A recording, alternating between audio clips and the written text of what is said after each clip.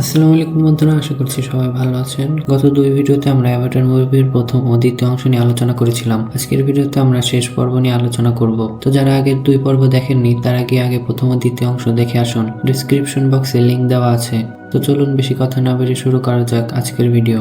আগের দুই পর্বে আমরা দেখেছিলাম জ্যাকরা সেই গ্রহে পাথরের জন্য গিয়েছে, কিন্তু সেখানে গিয়ে জ্যাক সেখানকার প্রাণীদের সাথে মিশে গিয়েছে। সময়ের মধ্যে জ্যাক তাদেরকে সেখান থেকে সরাতে পারে না, তাই কর্নেল সেই গ্রহে আক্রমণ করে। অ্যাভাটাররা তীর ধনুক দিয়ে আক্রমণ করে, যেটা মানুষদের জন্য কিছুই ছিল না। স্পেসশিপ থেকে বোমা ফেলার পর পুরো এলাকা বিস্ফোরিত হয়ে যায়। অ্যাভাটাররা ভয় কান্নাকাটি করে চলে যেতে থাকে। তখন অ্যাভাটারদের যে রানী ছিলেন তিনি জ্যাকের কাছে আসেন এবং তার বাঁধন খুলে দিয়ে বলেন, তুমি আমাদের সবাইকে বাঁচাও। কিন্তু ততক্ষণে কর্নেল তাদের যে বিশাল হোম ট্রি ছিল, মানে যেটা তাদের বাসা, সেটা ভেঙে ফেলেন, যেটা দেখে সবাই অনেক দুঃখ পায় এবং সাথে সাথে রাগও হয়ে যায়। ইতিমধ্যে অ্যাভাটারদের যে রাজা ছিলেন, মানে রাজকন্যার যে বাবা, তিনিও মারা যান। এদিকে কর্নেল জ্যাক এবং সেই ল্যাবের হেডের বডি বন্দি করতে বলেন, আর তাদের এখান থেকে বন্দি করলেই তো ওপাশে তাদের অ্যাভাটার বডি বন্ধ হয়ে যাবে। তাদের যখন বন্দি করতে যাবে তখনই আমরা মানুষের একজন পাইলটকে দেখি যে তাদের সাথে অনেকবার কাজ করেছে, সে এসে তাদের বাঁচায়। তারপর তারা সবাই মিলে অন্য একটি স্পেসশিপে উঠে সেখান থেকে চলে যায়।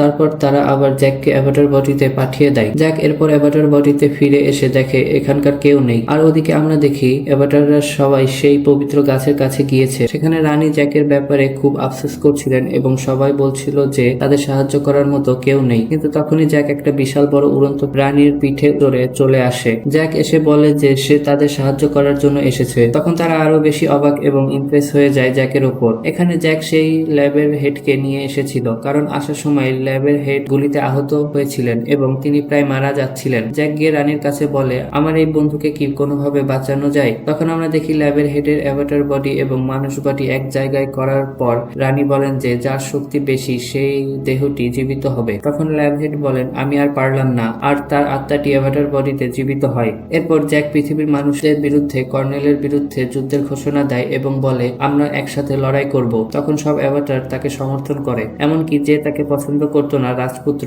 সেও তাকে সমর্থন করে। এদিকে মানুষের কাছে ছিল অনেক হাইটেক অস্ত্র, কিন্তু অ্যাভাটারদের কাছে ছিল শুধুমাত্র তীর ধনুক। জ্যাক শুধুমাত্র একটা কথা মাথায় রাখে, সে এই গ্রহ সম্পর্কে মানুষদের চেয়ে অনেক বেশি ভালো জানে। আর তাছাড়া সে সিদ্ধান্ত নিয়েছে যে সে মানুষদের হাত থেকে এই গ্রহকে, এই প্রকৃতিকে এবং অ্যাভাটারকে বাঁচানোর জন্য লড়াই করবে। এরপর সে একা একাই সেই পবিত্র গাছের কাছে যায়, মানে তাদের মন্দিরের কাছে যায় এবং বলে, আপনি আমাকে সাহায্য করুন, আমাদের মানুষেরা এই প্রকৃতিকে ধ্বংস করতে আসছে, আপনি এমনটা হতে দেবেন না। কর্নেল অনেক সৈন্য নিয়ে এদিকে আসছে। তারা মূলত প্রথমে পবিত্র গাছের দিকে, মানে মন্দিরের দিকে আসছিল, কিন্তু জ্যাক সেনাপতি হিসেবে পুরো পরিকল্পনা করে সবাইকে সাজিয়ে রেখেছে। যেমন মানুষের বিমানগুলো যখন আসবে তখন তাদের উপর অ্যাভাটারদের যে উড়ন্ত প্রাণীর দল রয়েছে সেগুলো বিমান বাহিনী হিসেবে সেট করে রেখেছে। এরপর অ্যাভাটাররা উড়ন্ত প্রাণীদের নিয়ে প্রথমে মানুষদের উপর আক্রমণ করে আর স্থলভাগ থেকে স্থল আর্মিদের আক্রমণ করে, কিন্তু মানুষদের কাছে ছিল অনেক ভারী অস্ত্র, তাই তারা তাদের সাথে পেরে উঠতে পারছিল না। তখন আর্মিরা অ্যাভাটারদের যে রাজকুমারী ছিল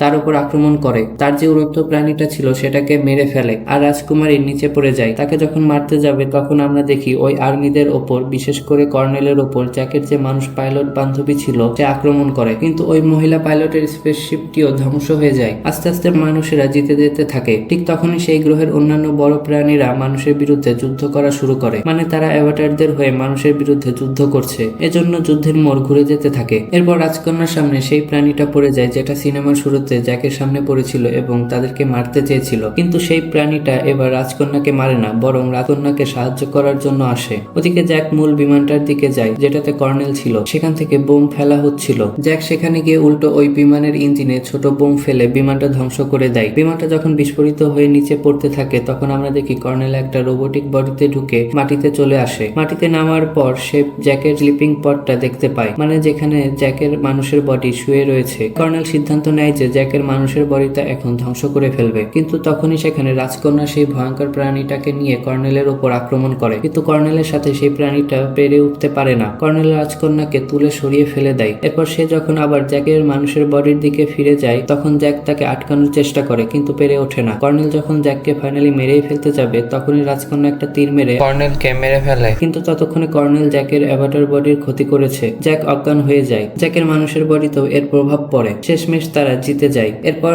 সকল আর্মি এবং যে বিজনেসম্যান ছিলেন যিনি এই প্রজেক্টটা করেছিলেন পাথরের জন্য, তাদের সবাইকে পৃথিবীতে পাঠিয়ে দেওয়া হয়। তখন জ্যাকের মানুষের বডি এবং অ্যাভাটার বডি এক জায়গায় রাখা হয়। সেখানে জ্যাকের মানুষের বডি হেরে যায়, অর্থাৎ সে মারা যায় এবং জ্যাক তার অ্যাভাটার বডিতে জেগে ওঠে। আর জ্যাক এবং জ্যাকের বন্ধুরা অ্যাভাটারদের গ্রহে থেকে যায়। এখানেই সিনেমাটা শেষ হয়ে যায়।